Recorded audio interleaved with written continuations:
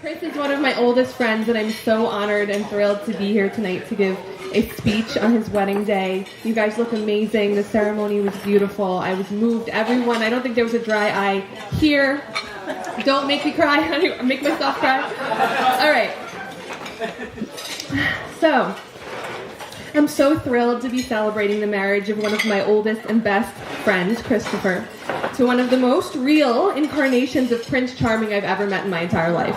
Is anyone not obsessed with Kevin Metzger? But I'm going to circle back to that. I'd like to... No, we're all obsessed with Kevin Metzger. But I'm going to come back to... Kevin Metzger-Timson, I'm so sorry. I'm so sorry. Before I circle back to being obsessed with Kevin Metzger-Timson, I'm going to start off by telling you some simple qualities about my best friend, Chris Metzger-Timson. Truly one of the most loyal, dependable people I've ever known. Someone who would drop everything to be there for you, even at his own inconvenience. This is a guy who volunteered to move me in and out of my dorm room 3 times, up and down stairs, no elevators, just out of the goodness of his heart. This is a guy who bought me a new mommy gift before he knew I was pregnant, just in case. Chris Timson is the voice of reason in a crisis. He's your biggest fan and supporter and promoter when you're undertaking a new endeavor. Chris Timson and I have known each other since we were kids. But in fairness, I probably knew who he was before he knew who I was, because a little beautiful belting blonde boy is really hard to miss walking up and down the hall. Our friendship really blossomed when we were in a group project in 10th grade. By the end of the 42-minute class period, we'd become best friends, and Chris had just seen Wicked for the first time, and he was telling me all about why I had to go see it immediately, and that was our bonding moment, if you don't know. We bonded further over toaster oven taquitos at his house and ended up in the same performing arts high school the next year. I knew Chris Timson's true talent when he played Valjean in Les Mis, and his beard fell off mid-God on high, and he did not crack a smile. That is commitment. Don't skip a page here. I almost did. When I was thinking about what I wanted to say in this speech, I started to try and remember the first time I met Kevin, because I feel like that's something people say in these types of speeches. Like the first time I met Kevin, and as I was racking my brain, I realized I couldn't pinpoint the day or the moment or the event where I met Kevin. And I realized it was because from eons before I met him, it felt like I was hearing about him through voicemails and through text messages and through phone calls, and I felt like those were the important moments. Not the moment I actually met you, but the moment that I heard my best friend talking about you. I knew you were the one. Sorry. Don't cry.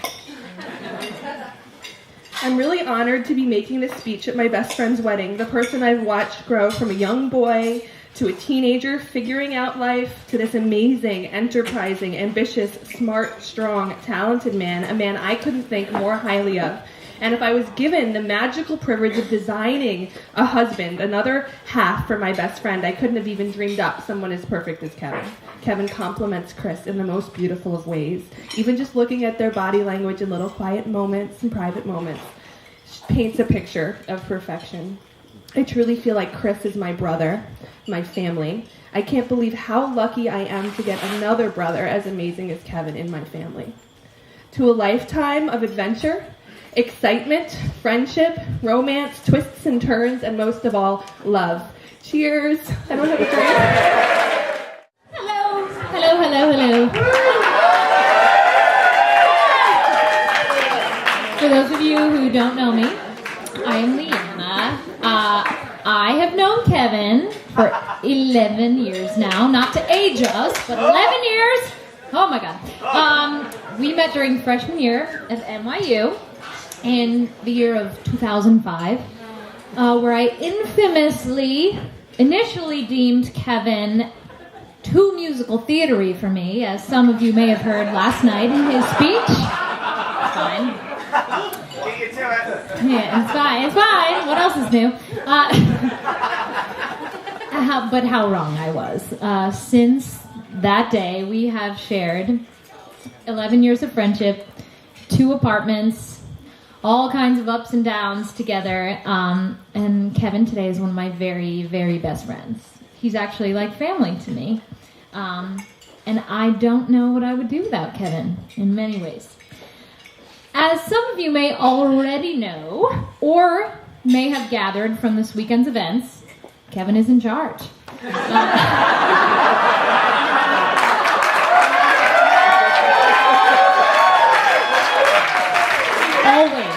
Always. Kevin is always in charge. In college, we deemed Kevin the cruise director of our friend group.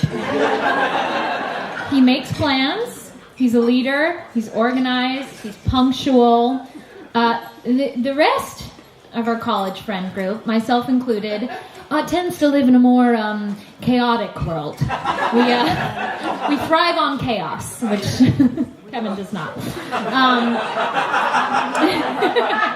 We have tested his stress limits. We have really put him through the years. As roommates, Kevin always made sure I paid my bills on time. He negotiated our leases. He always made sure we woke up to a full pot of coffee.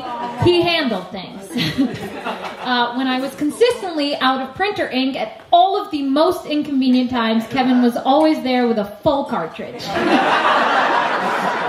To this day, when I don't know what to sing for an audition, Kevin has the answer. Have you heard of the theater? Yes. Should I work there? Yes. No. Like, he always has the answer. When I'm in an indecisive spiral about anything and everything, which I am constantly in, Kevin has a decision.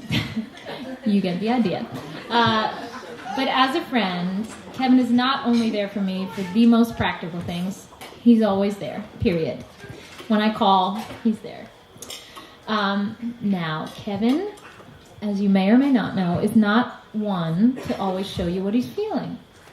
He's too busy having it all together. It will usually take some serious prying or a lot of alcohol to really know what's going on in Kevin's heart. For years, as friends do, I watched him on his journey with love and relationships, and deep down, I was just waiting for the day when he would find someone who truly deserves his love and Kevin's loyalty. Ooh. And then Chris came along.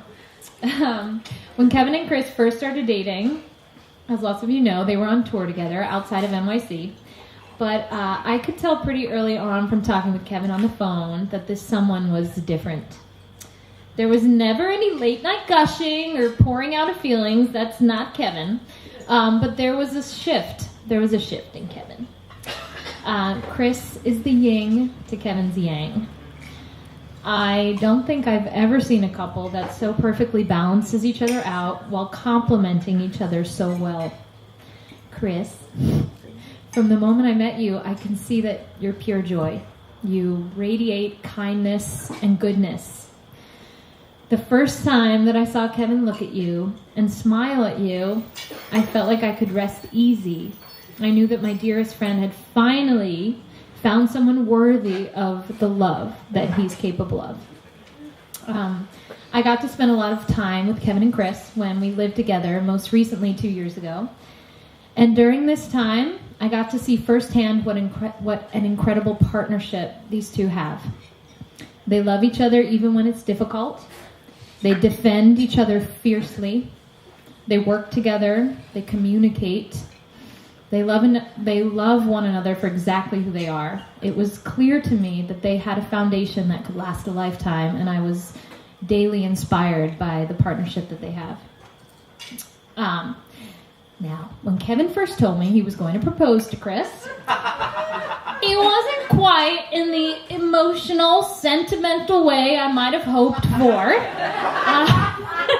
In true Kevin fashion, he, after a little wine, showed me a picture of 2 rings on his computer screen and said, "So what do you think?" To which I said, "For what?" What are we talking about here?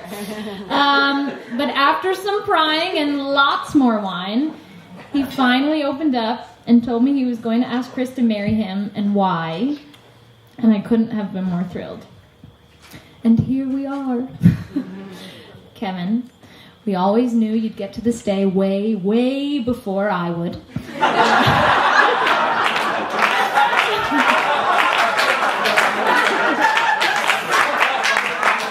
I can't believe it's here. I'm so honored to be here by your side today. You're my friend, my family, my Kevy. Chris, thank you for coming into my dear friend's life. I have never, ever seen Kevin light up more than when he looks at you.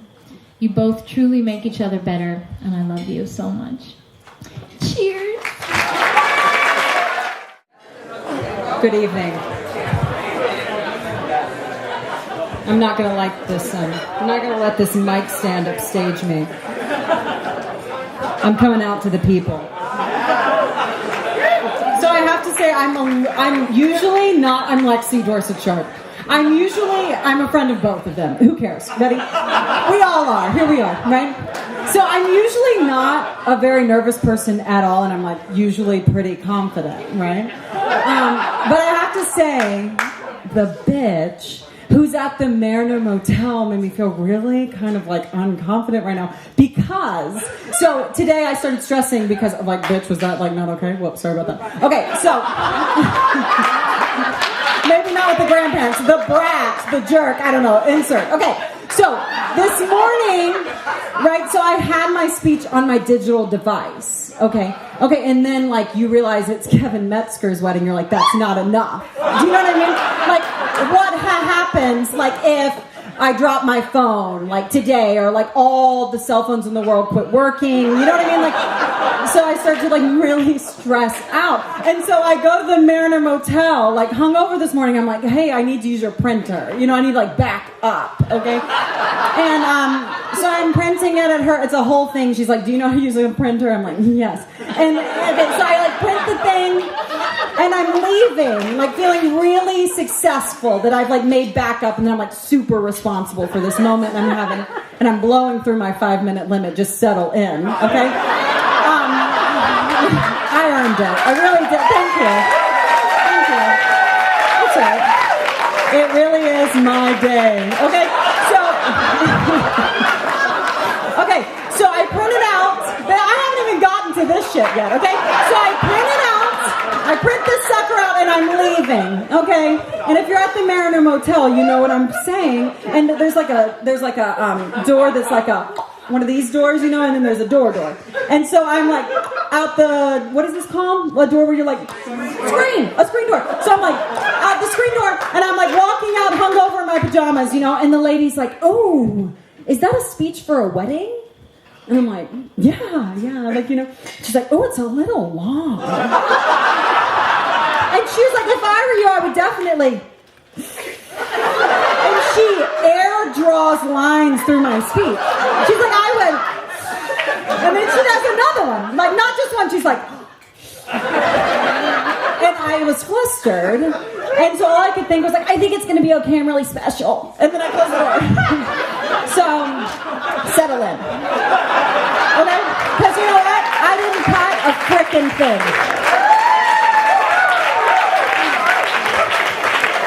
That was all just prep. Okay. Here we go. Thank you. I wasn't sure how I wanted to start the speech. Thank you, lady at the Mariner Motel. In drafting my speech, I must have made 5 different beginnings. Do I talk about how most of my adult life, Chris, has been my roommate? And if any of you have ever had roommates, you know that sometimes can negatively affect a friendship. When one roommate might have a tendency to leave panties in the bathroom floor, that's me. Or dirty dishes in the sink, that's both of us. Or flowers that are dead and stinking for over a week before you take them from the vase, that's me again. Great. But all of my time as Chris's roommate over these past 10 years, the opposite has happened. The more I've gotten to know Chris for the past 10 years, the more I love him and think he's an exceptional friend and human being. In fact, I now only live 2 dysfunctional floors away from Chris and Kevin on the Upper West Side.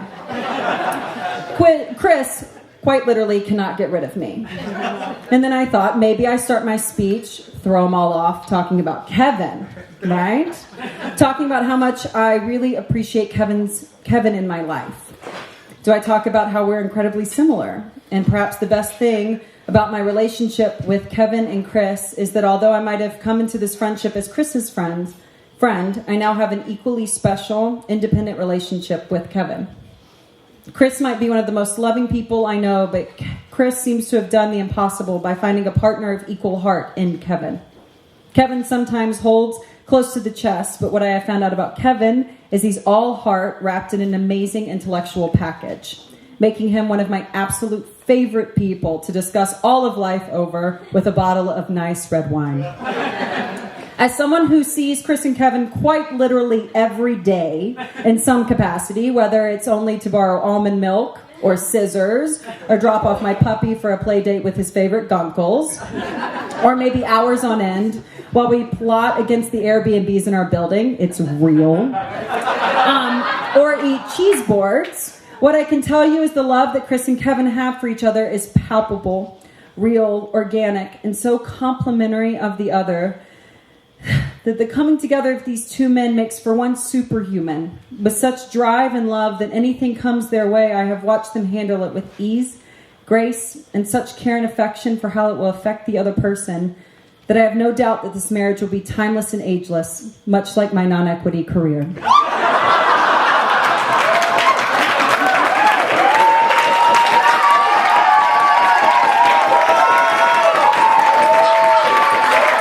I'm equity now, but I'm still timeless and ageless. You see,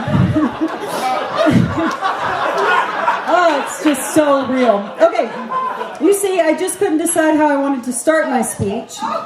And although I know I'm blowing through the allotted time limit, sorry, Kev, I started to think and realize, like many things in life, I think all the answers you could ever need in life can be found in Broadway's leading ladies.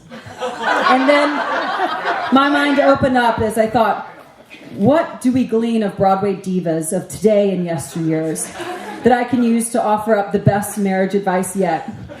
If you're not a gay man or a person with a passion for dissecting women's belts, first off, how did you get on this very exclusive list for this wedding?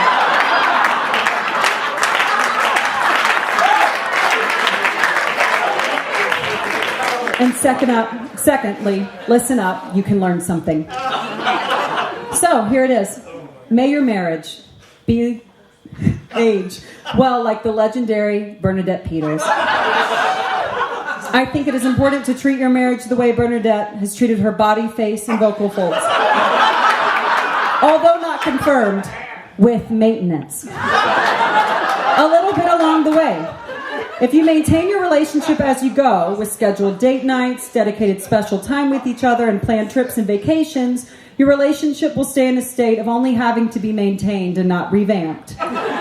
You don't want to find yourself in a situation where you have to do an entire revamp of your relationship. Sometimes those transitions don't go as swimmingly. Just ask Meg Ryan. In addition to the importance of maintenance as your relationship ages, I think another important lesson we can glean from Miss Peters is the importance of staying emotional with your partner. May we all strive in our relationships to be as great of a communicator of our feelings and emotions, keeping our partners abreast of our feelings. Another Broadway diva I would like to look at is the one and only Alice Ripley. Known these days for a more spontaneous and, let's face it, dangerous vocal, one look at her social media presence confirms Miss Ripley has a wonderful, shameless sense of self. I think there's something we can learn here from Alice. And I think the lesson is this. Absolutely do what works best for you. Stay so unapologetically yourself. And as you figure out what works best for your relationship, then do that. Of course, reach out to family and friends as you go and as you need, but at the end of the day, the only people who know what works best for your marriage is you. And what I want for your marriage is to remain a strong sense of self within your union, and to develop and trust that what might work for your marriage doesn't work for other people, and that's okay. I wish for in your marriage the two of you men will treat each other the way the stunning Audra McDonald treats her instrument. With the utmost care and elegant safety. I'm not naive enough to stand here and say, do not fight in your marriage. Although I'm no psychiatrist, I think a heated discussion here and there is pretty good for navigating married life. But I do hope that when you fight, you do so with the same elegance and poise that Audra has. Audra quite literally approaches her sound from the head down. And I want you to approach your fights in the same manner. Always thinking before you speak your heart, because although it might sound cliche, words cannot be taken back. So be gentle to your partner. Chris, the next one's for you. As I'm sure many of you know, Chris loves Miss Idina Menzel. And my next bit of advice goes along with the title of one of Menzel's most famous songs. I hope in your marriage you learn when to let it go. Not, of course, meaning letting go of the entire marriage, but instead learning which battles are worth having and which ones might be worth leaving. At my own wedding, one piece of advice that was given to me that has stuck with me is in marriage, if someone wins, then someone has to lose. I encourage you to learn when to let it go. After all, the past is in the past. And last, you're welcome, last, I'm with you. I feel you. But certainly not least, Kevin Metzger and I, and many other wonderful gay men of America know that the finest Broadway diva of them all is the one and only Patti LuPone.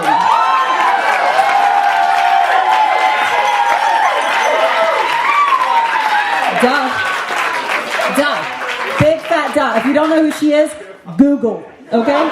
Google, and then YouTube, then Google, okay? What can we learn from Miss LuPone? So many things. I would like to say that, like Patti, we should all strive to live our lives in the vowels and not get hung up in the silly things like the consonants.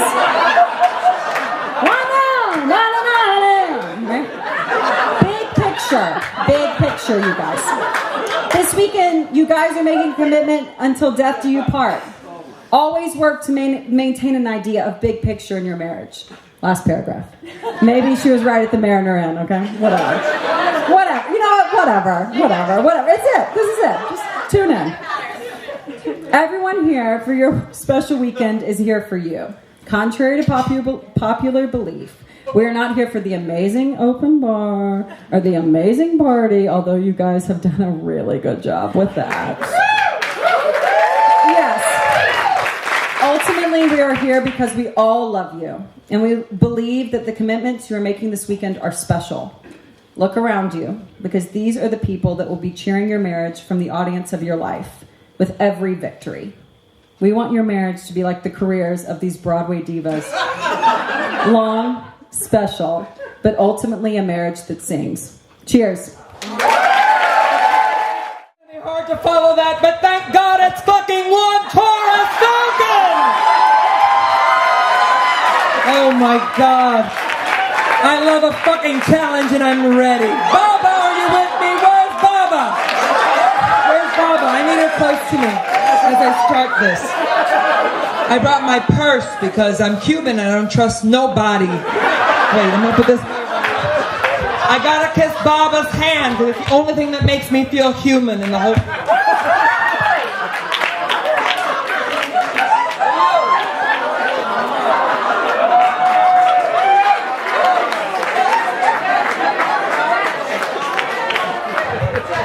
All right, everybody. I hope you're doing well. Are you well? I am doing exceedingly well. So well. Thanks to the Cabernet, thanks to all of you, and thanks to the Lord. Bless him! All right! We're at a revival. You didn't know it. Hope you're Christian. Okay, so... doesn't really matter. So, again, my name is Juan Torres-Falcon, or Juan Torres-Falcon, and I am so honored to be here tonight with all of you. And I'm sure you're honored to be here with me. It's a wedding, right? Who's getting married? No, but okay. So, love you. Gina, everybody. Okay, so I also wanted to mention some Broadway divas and important women in our life, because I have to say that's interesting that Lexie chose the same theme, because I was like, I've got to talk about the women that brought Kevin and I together.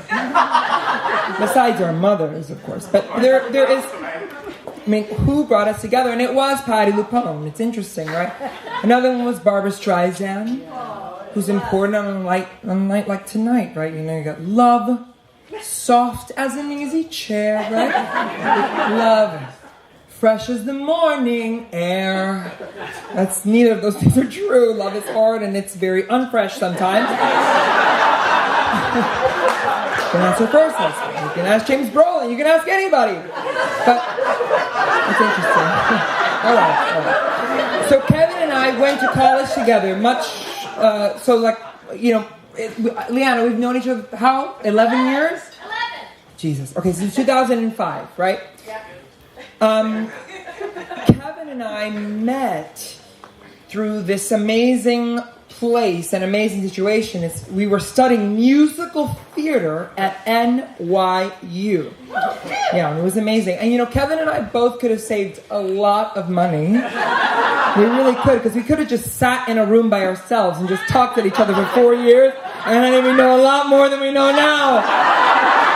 We knew everything we needed going in, tell me? Kevin and I are similar in a lot of ways. One, we have an opinion about absolutely everything. Ambivalence is not our strong suit, for sure. Are you impressed I know the word ambivalence? English is my second language. Anyway. So, truly, we have an opinion about absolutely everything. And we know absolutely everything. We have an idea, and we know these are all facts. There are no theories in our head. There's only facts, and I always loved that about Kevin. Kevin is the kind of person, and I, you know, last night he said something so sweet, and I never really heard it from him before. That our friendship helped in him getting to grow as a young gay man. And I was so honored by that, because I feel kind of the same way about Kevin. He believes in his friends. He trusts his friends, and he empowers his friends. And he made me feel so heard and seen when I was 18 years old and in New York and ready to take on the world. And what a perfect person to have in my life to do that. Kevin has given me a lot throughout the years. He really has. And not that this is about me, but it is.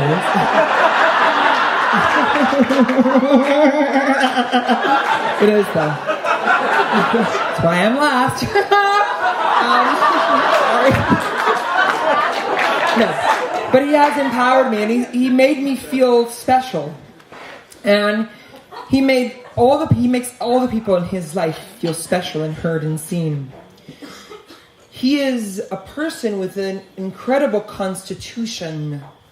He not only is able to be kind and gentle and sweet, he's also hard and learned and intelligent and firm.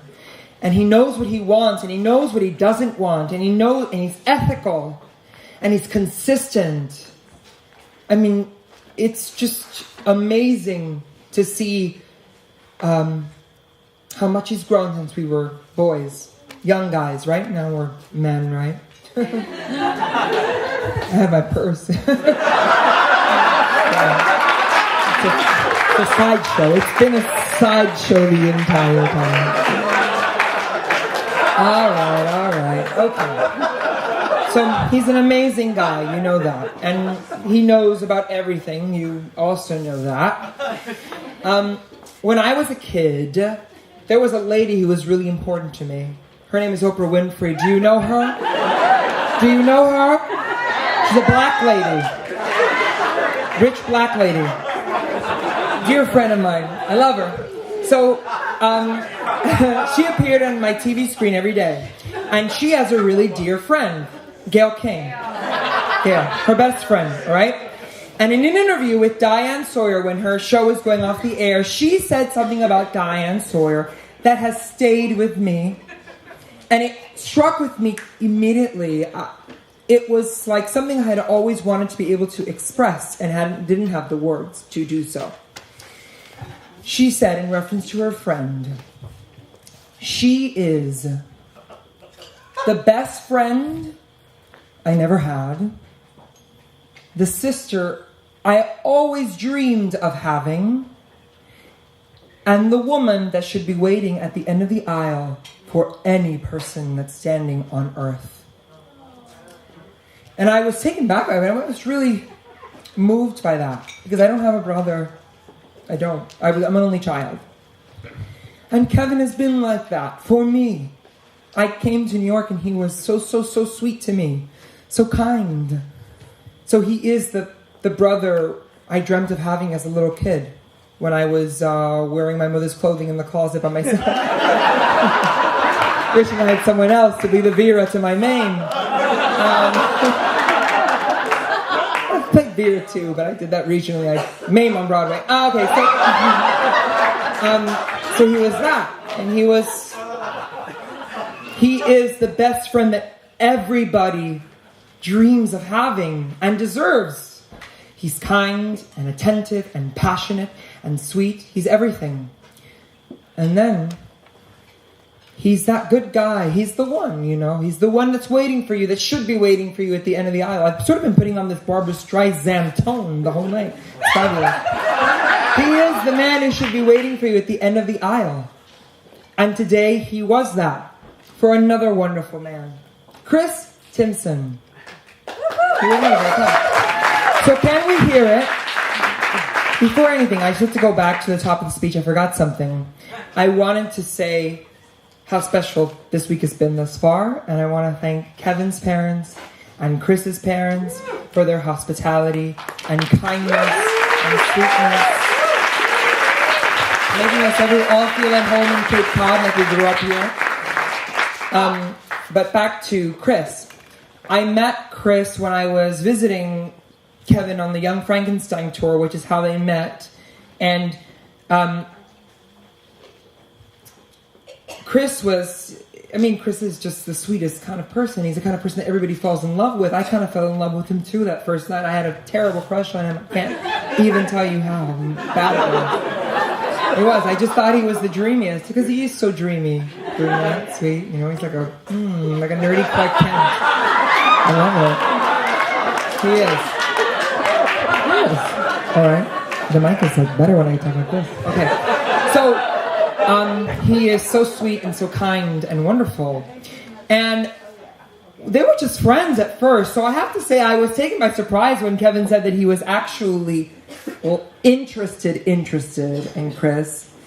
And I've gotten to be there for the evolution of the relationship. I've gotten to see it grow and mature and become, that sacred partnership that is a marriage.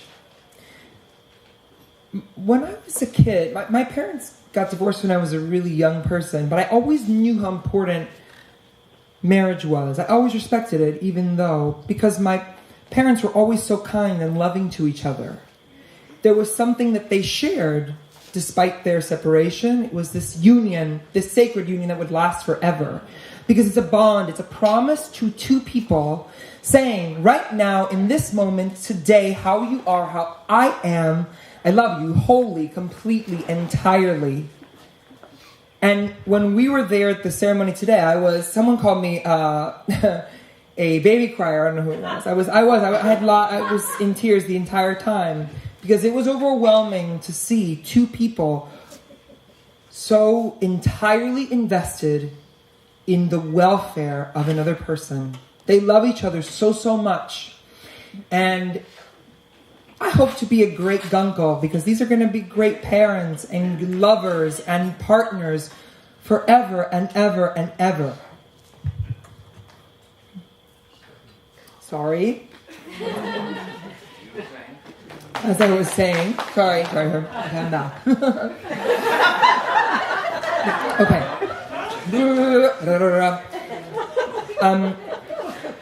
Kevin and Chris elevate each other and they inspire love. That's how wonderful they are together. They make me believe in love. And they say they found love in a hopeless place.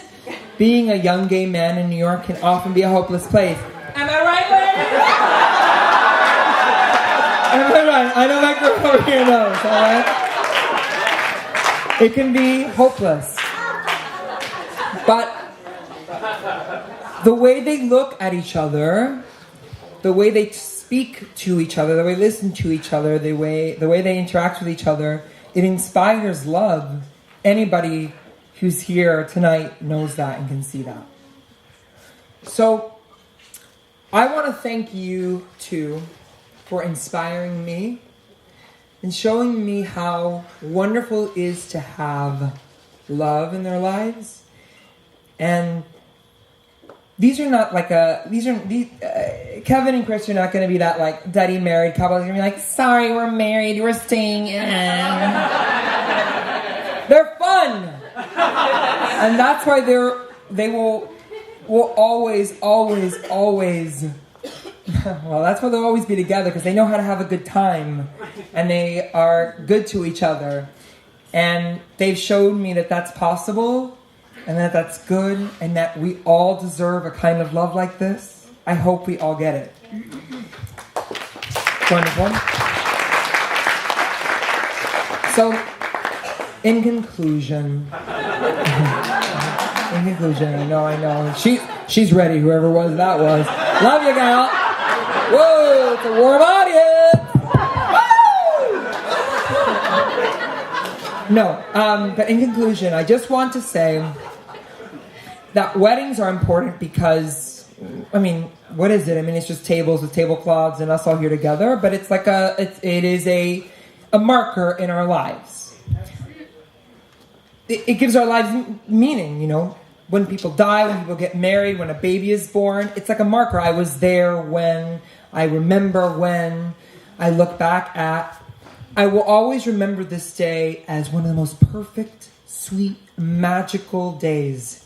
Because two people who are loving and are kind got to share that with all of their bests publicly under the sun in the United States of America. Bitch! And that cannot be underestimated. I know she hears me. Do you feel me? Who's this? What's her name? What's your name? Marianne. Marianne's with me. Do you hear Marianne? I got Belva and I got Marianne and I'm ready for more. All right, so everybody get up.